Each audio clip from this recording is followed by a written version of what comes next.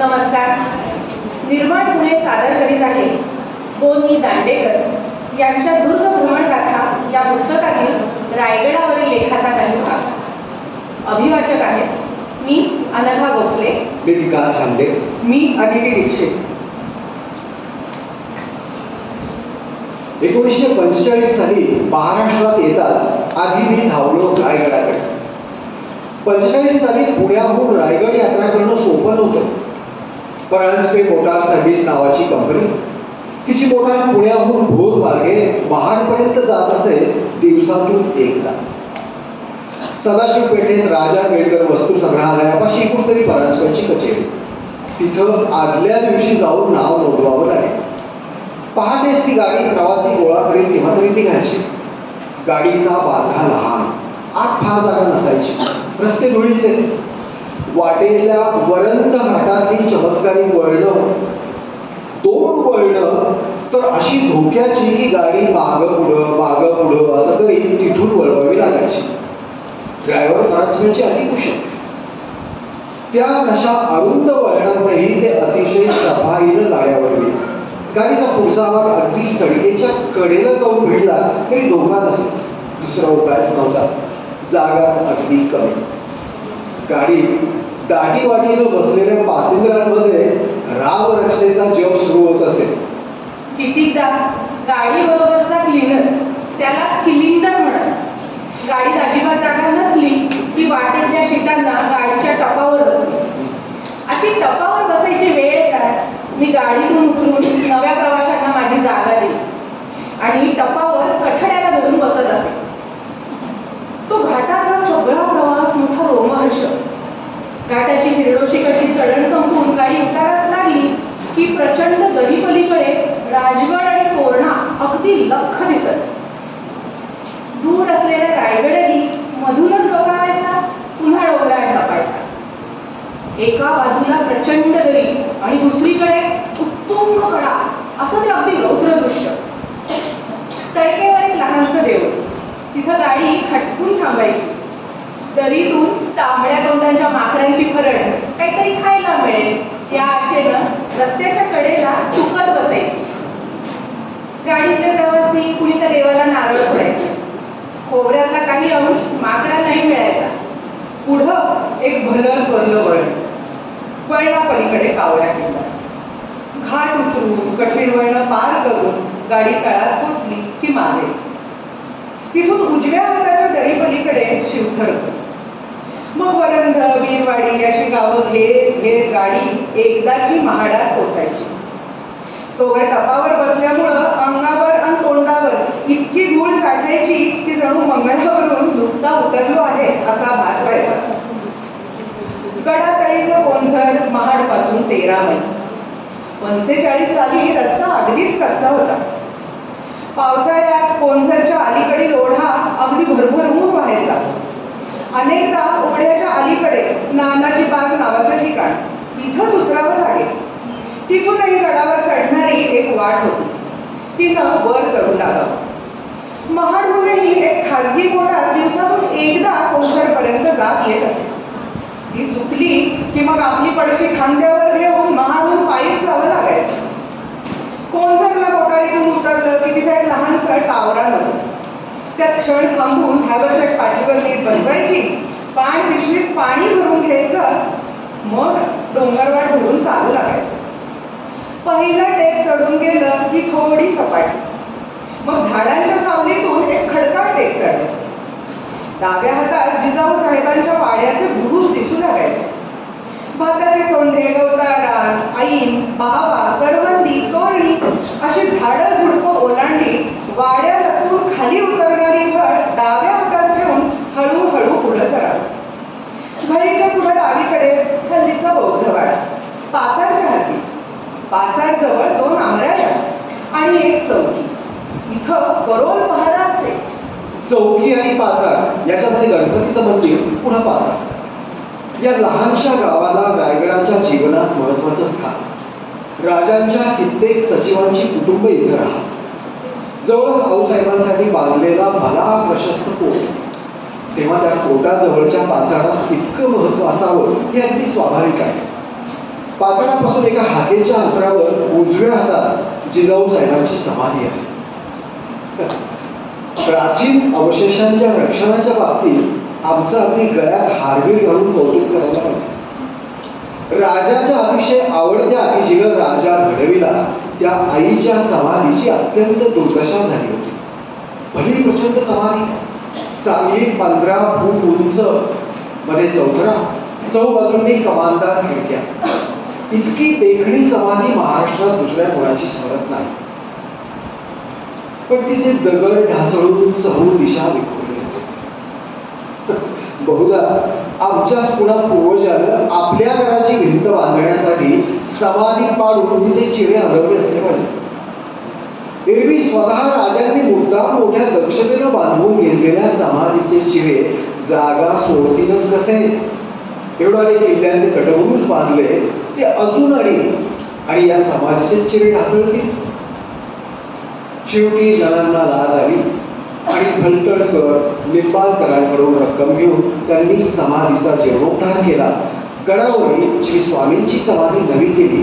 त्या समाधी उजवीकडे सोडून मागं निघावं तर उजव्या हातात भला प्रचंड कोट, भोवताली 15 बुरुज आणि 2 प्रवेशद्वार, आत पाण्यासाठी 2 उत्तम विहिरी, पैकी एक लहानसा तलावच चहूअंगांनी बांधून काढलेला, दुसरी अगदी नाजूक तक्क्याची विहीर, वरती सुंदर ओटा, ओट्याखालून आत उतरायला पायऱ्या. आऊसाहेब स्वतः या ओट्यावरच्या दगडी लोणाला टेकून बसत असत आणि राजे इथं या तक्क्याला टेकून बसत, असा मुळी उल्लेखच आहे. त्या देखण्या विहिरीपास एक न्हाणीचा दगड आणि घोड्यांना पाणी पाजण्यासाठी केलेली दगडी लोण, सुमारे मध्यभागी एक भला लांब चौथरा, बहुधा आऊसाहेबांच्या राहत्या वाड्याचा. त्यात एक तळघर, एका बाजूला भिंतीवर लावलेला शेंदूर, बहुधा एका वाड्यातले देव असावे. वाड्यासमोर एक गोल चौथरा, यावर बहुधा स्तंभ असावा.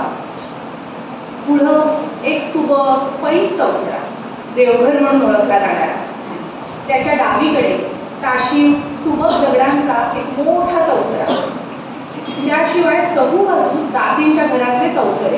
कोट सोडून पुन्हा किल्ल्याकडे चालू लागावं तर डाव्या हातात श्रीपती शेडग्यांचं केबळी घर आणि तसंच केबळी देऊळ. शेडग्यांच्या घरावरून डावीकडील डोंगराच्या तळातून वाट गडाखालच्या खिंडीकडे पुढे सर. या वाटेच्या 2 बाजूस 5-7 जुन्या देवळांचे अवशेष आणि एखाद दुसरा समाधीचा ओटा. थोडका चढ चढल्यावर खिंडीत पोचायला होईल आणि पलीकडल्या भव्य परिसराचं दर्शन घडेल. अहो केवढं भव्य, दृष्टीत मायेना इतकं. ज्या शिखरांनी रायगड वेढलेला, ज्यामुळे फार कमी ठिकाणं वगळता त्याचं दर्शन दुर्लभ, ती सगळी शिखरं पैल. मधून वाहणारी काळ नदी, तिचं झिलमिल पात्र, आई तीरावर छत्र निजामपूर. त्या छत्र निजामपुरापासून काळ नदीसवे दृष्टी खाली धावडावी. मग 2-3 मैलांवर वारंगी, तिथून तेवढ्याच अंतरावर पाण, लिंगाणाच्या डोंगराच्या पाठ्याशी. त्या पाण्याच्या पलीकडे तो आकाशात घुसलेला सुळकाय, खिंडीतून तो दिसत नाही, वरून मात्र दिसतो. तो लिंगाणा किल्ला. एखादं शिवलिंग असावं कसं लिंगवता. हा लिंगाणा, खिंडी पलीकडची वारी आणि रायगड अशी 3 मकानं मिळून रायगड तर्फ व्हायची. तर्फ म्हणजे महसुलाचे विभाग. त्या लिंगाण्यास धरून परत वळावं तर ओळीनं एक शिखर आकाश फाडी, जणू एकेकाशी स्पर्धा करीत ओळ धरून उभी आहे. ही रायगडाची राखणदार आहे. अगदी समोर दिसतात त्या 2 शिखरांमधून गच्च झाडीतून वाट घाट सोडून जाते. ही कावल्या बावल्याची खिंड. 45-46च्या सुमारास समाधी, बाले किल्ला आणि नगारखाना ही 3 ठिकाणं काहीतरी बरी होती. शेष सर्व चौथरे घरटे झाडींनी झाकलेले होते. महादरवाजातून वरचं टेक चढून हत्ती तलावाजवळून गंगासागराच्या अलीकडील मैदानात यावं. तिथं जिल्हा लोकल बोर्डानं सांगलीच्या धनी वेलणकरांच्या मदतीनं उभारलेली पत्र्याची धर्मशाळा असे. 5-6 खोल्या, मागं स्वयंपाकासाठी उभारलेली पत्र्याची सपरी, एवढीच उतरायची व्यवस्था. सफरीत 7-8 आलमिनी भांडी, त्यातच भात उकडायचा.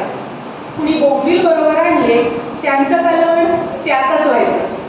त्यातच धनगराकडलं दूध घेऊन तापवायचं.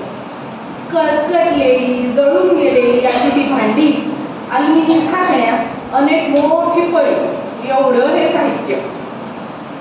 आणि त्या साहित्याची देवाणघेवाण करणारा, कुणी काही चिरीमिरी दिली तर ती स्वीकारणारा बालू शेळगा, तुकाराम शेळग्याचा भाऊ, हा धर्मशाळेचा राखणदार. सगळं मीठ पाठीवर वाहून गडावर न्यावं लागेल आणि एकदा महाड होऊन गडाकडे जाणारी गाडी चुकायची. मग महाड पासून ते सगळं ओझं पाठीवर. पोळ्या भाकरी करायची सोय नव्हती. भात, भाकरी, आमटी, खिचडी असा पाक सहजते रांधायचा. त्याचं तेल, मिरची, मीठ, मसाला बरोबर असायचा. आता परत त्यानं उरलेलं बरोबर कोण देतो. मग ते बाळूला घेऊन टाकायचं. अंगात केवळ एक कोपरी, खाली लंगोटी, असा शेराच्या अंगाचा काळा सावळा नाकेला हा जेव्हा सतत वाढलेली असलेला बाळू उदासीनपणे म्हणायचा, राव द्या. पुढल्या पाळीस आपण गडावर जावं, एखादा जिन्नस विसरलेला असावा आणि बाळूला विचारावं, अरे बाळू नसून एक एखादी भांडी बघतो. आपला भांडी ठेवलेला प्रचंड हडपा उघडून इकडे तिकडे कुडकुड करून बाळू एखादा लसणीचा गड्डा बाहेर काढायचा आणि म्हणायचा, सांभाळून वापरावं आपण, आता संपला. मात्र त्या लसणीच्या गाडीबद्दलही बाळूला काही वेळी द्यावं लागायचं. नवे नवे हक्कानं मागून घ्यायचा. अगदी आपणच मागल्या ठेपेला त्याला उगलं सुगलं दिलेलं असेल आणि त्यातलीच ती कांडी असली तरी देखील असा तो संग्रही होता. तो पण होता हा पण कामाचा होता. आपण स्वयंपाक करावा, जेवण उरकावं, बाळूलाही जेवायला वाढावं. मग म्हणायचा, भांडी कुंडी घासू नको हो, राव द्या, मी बघत. गंगासागराच्या बांधाची भिंत त्याकडे इतकी उंच नव्हती. आम्ही सगळे गंगासागरात स्नान करीत असू, पोहत असू. बाळू यायचा आणि म्हणायचा, हो आपण गंगासागरात पवायची आडत नाही. पण आपण मात्र तिथंच स्नान करायचा, पोहायचा देखील. बाळू शेडगे हा तुकाराम शेडग्यांचा भाऊ. शेडग्यांकडे धर्मशाळेची रखवालदारी.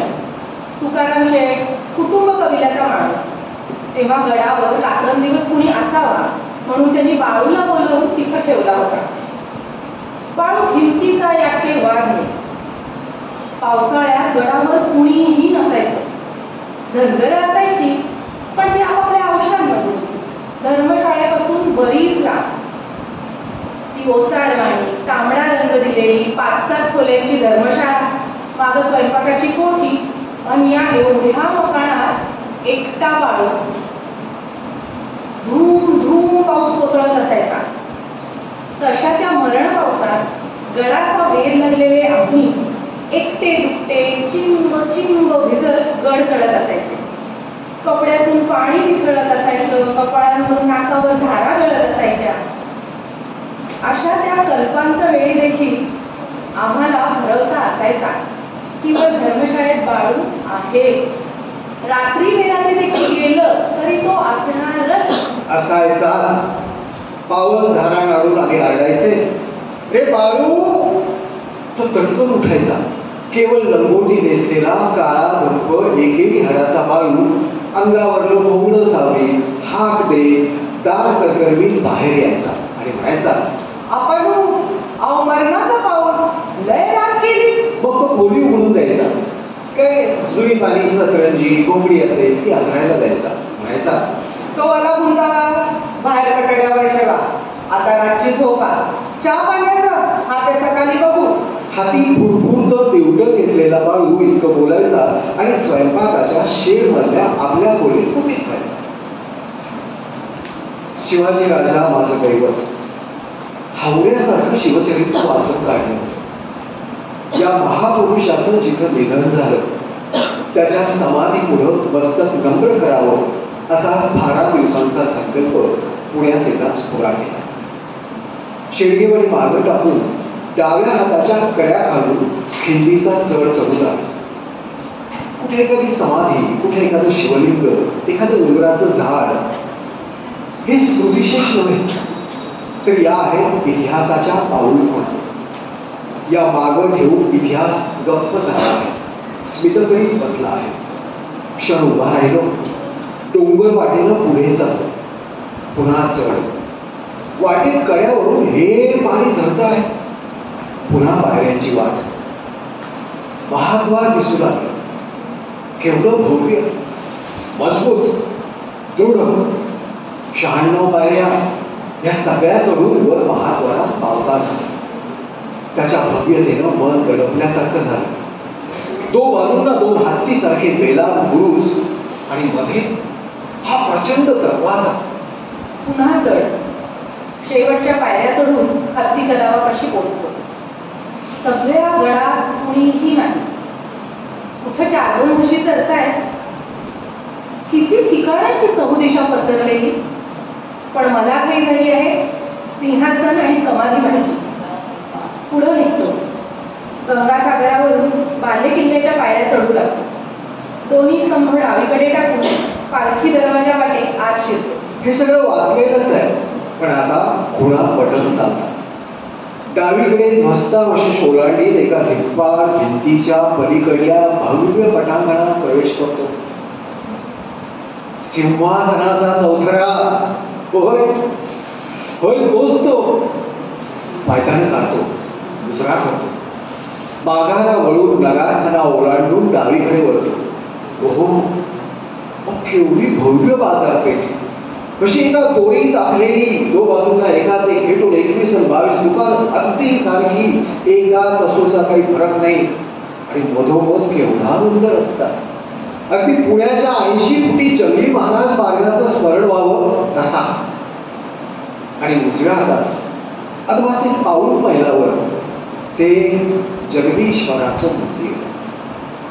त्याचा कळस होणावतो आहे. माझ्याला अगदी धीर निघत नाही. धावतच मी ते अंतर पार करून जातो. मंदिराच्या आवारात प्रवेश करतो. ती मंदिराची मागील बाजू आवार भव्य आहे, मधोमध मंदिर. पण तेही मला या क्षणी मोड घालीत नाही.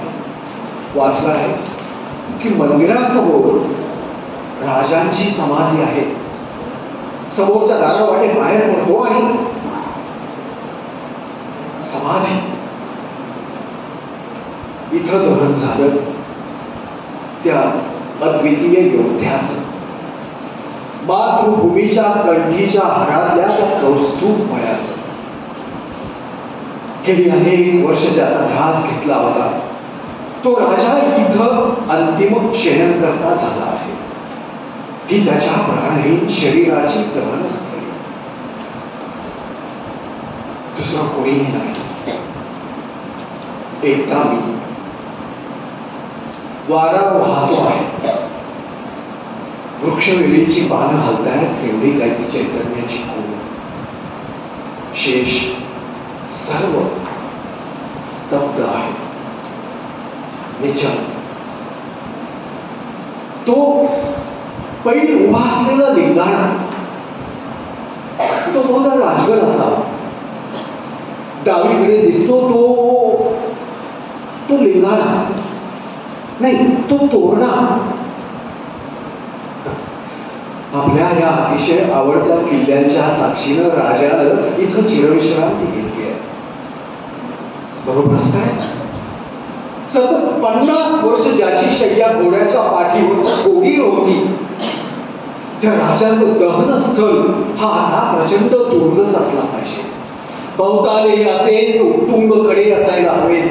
अशाच दर्या, अशीच खोरी, असंच हे उघड असीम अमर्याद आकाश. याहून अन्यत्र कुठं राजानं जर प्राणत्याग केला असता ना एखाद्या मैदानात, तर राजाचं मनीचं सुदर्शन चक्र विस्कटलं असतं.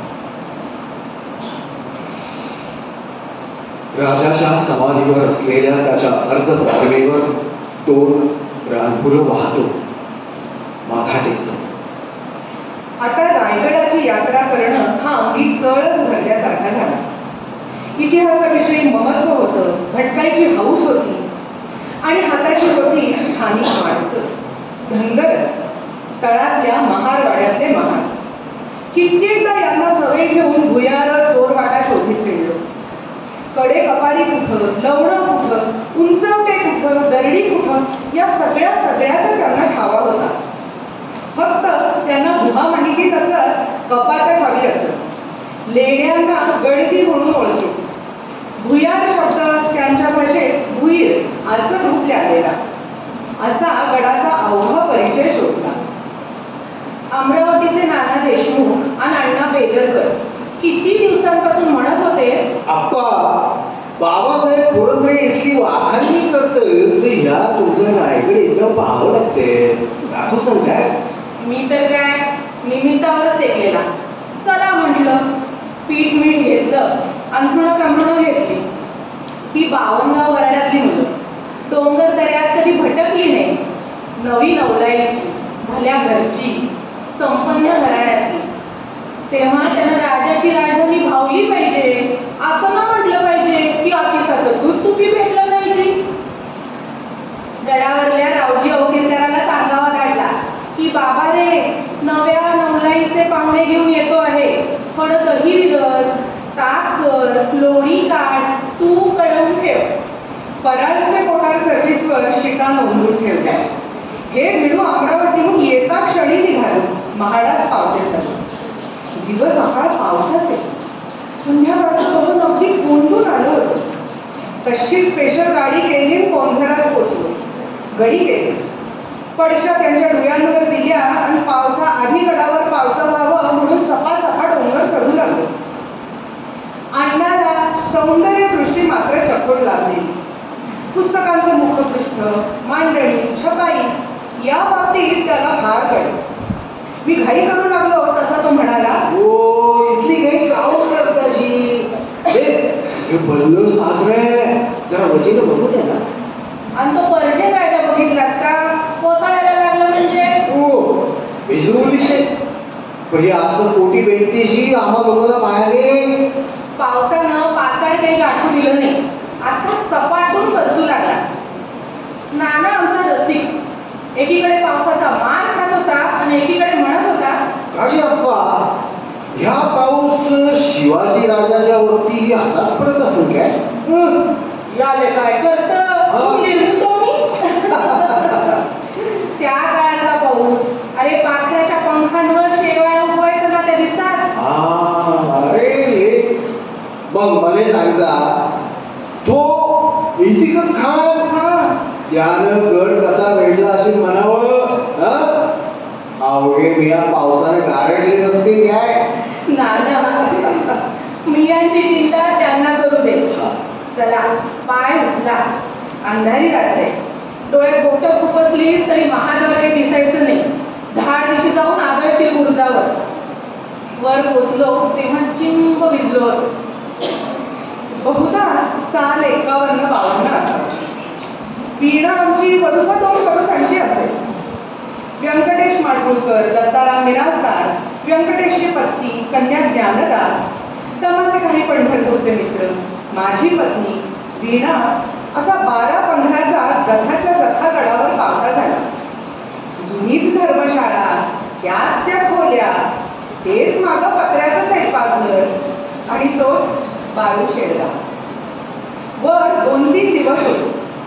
या सगळ्यांना घेऊन गड हिंडत होतो. हिंडून आल्यामुळं भुका लागत होत्या आणि भाग पिटल्याचा पुन्हा पाडीत होतो. एकमेकांची थट्टा करीत होतो. गप्पा मारीत रात्री जागीत होतो. असे दिवस मोठे रंग भरले होते. दुसरे दिवशी पौर्णिमा. आकाशात पूर्ण चंद्र उगवणार होता. दिवसभर गड भटकून आला. संध्याकाळपासून मनी एक बेत योजना होती. भात पिठलं करून झालं. सवंगड्यांना म्हणालो, गडे हो, एक भेद आहे. हो म्हणून असाल तर सांगतो. टकमकावरून उडी टाकलं तेवढं सांगू नका, म्हणजे झालं. ऐका, आज आकाशात पूर्ण चंद्र उगवेल. तो थोडका वर येऊ द्यायचा. मग सगळ्यांनी मिळून धर्मशाळेतून निघायचं. सिंहासनासमोर जायचं. मुजरे घालायचं. पण सगळ्यांनी शब्द न बोलता एका वेळानं बाजारपेठेतून समाधीकडे जायचं. तिथं 10-20 मिनिटं बसायचं. आणि तसंच शब्द न बोलता परतायचं. कबूल?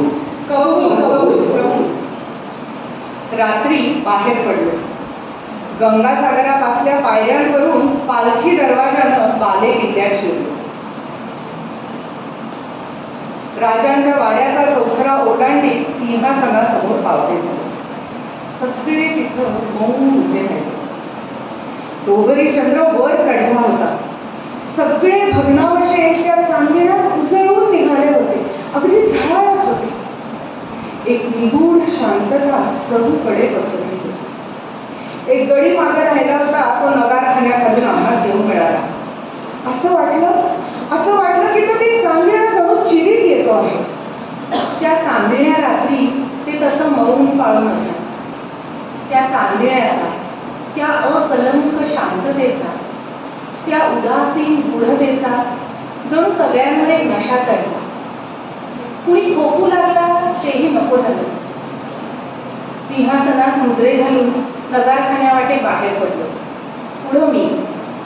नगारखान्याच्या छायेतून सगळी मूकदिंडी चालू लागली. ते तृप्त तृप्त भरपूर चांदणं. त्यातून होळीचा माळ ओलांडीत बाजारपेठेत शिरलो. चांदण्या रात्री सृष्टीचं रूप बदलून जातं. दिवसा पाहिलं होतं ते हे नव्हे. हे काहीतरी अनोखं आहे, अपरिचित आहे.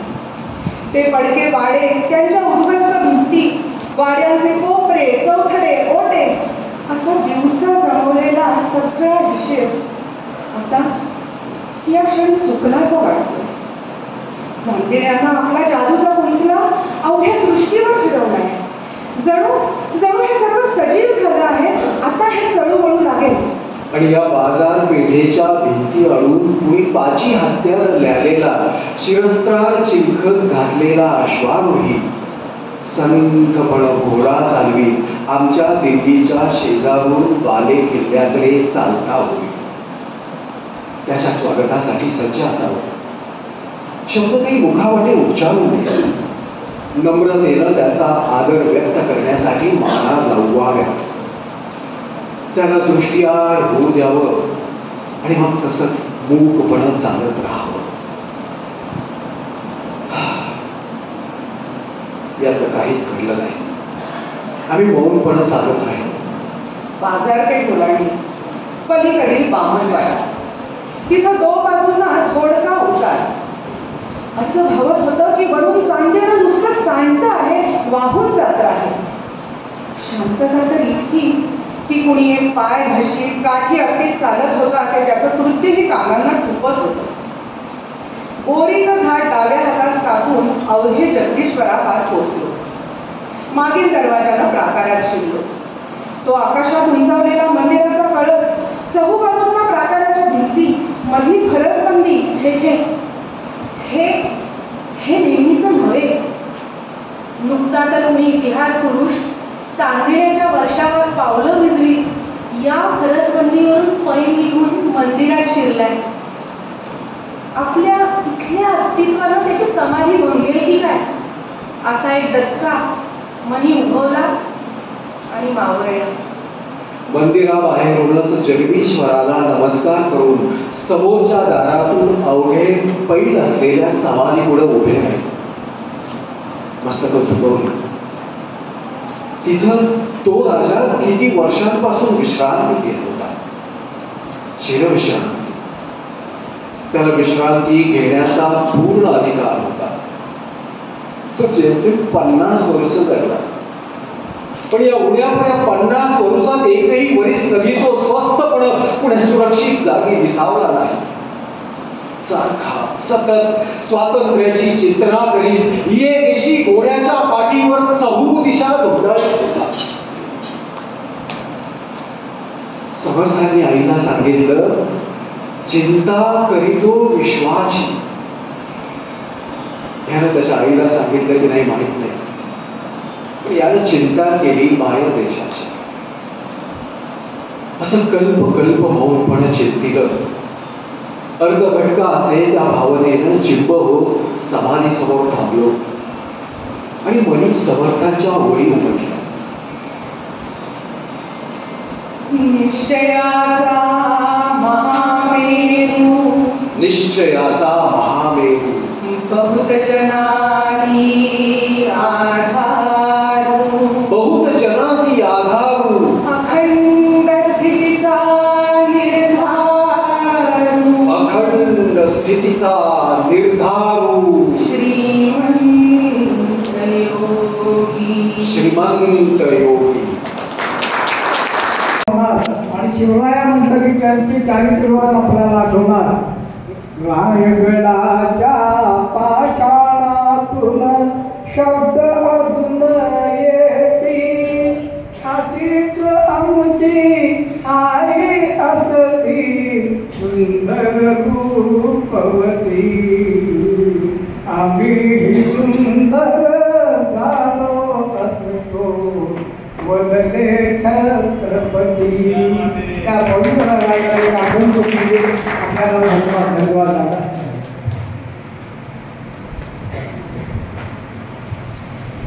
नमस्कार, मी डॉक्टर काकासाहेब पुन्नकाले माध्यमिक विद्यालयाची विद्यार्थिनी. माझे नाव आहे दिव्यानी रवींद्र पाटील. तुम्ही राजांनी जिंकलेला पहिला किल्ला म्हणजे तोरणा किल्ला, तर त्याचे रौद्र रूपाचं तुम्ही वर्णन करून देताना मला असं वाटत होतं की मी त्या गडावरच आहे आणि ते सगळं मी माझ्या डोळ्यांनी बघते. तुम्ही आम्हाला नुसतं राजांशी जोडून नाही दिलं, फक्त राजांशी नाही तर आम्हाला इतिहासाशी जोडून दिलं. आणि तुम्ही प्रत्येक निसर्गाचा वातावरणाचं आम्हाला इतकं छान सांगत होतात, एकदम मनाला प्रसन्न वाटत होतं. आणि मला पर्सनली मीन्स राजांविषयी कोणतीही गोष्ट असली काहीही असलं तर मला जाणून घ्यायला खूप आवडतं, ती मी ऐकली असली तरीही.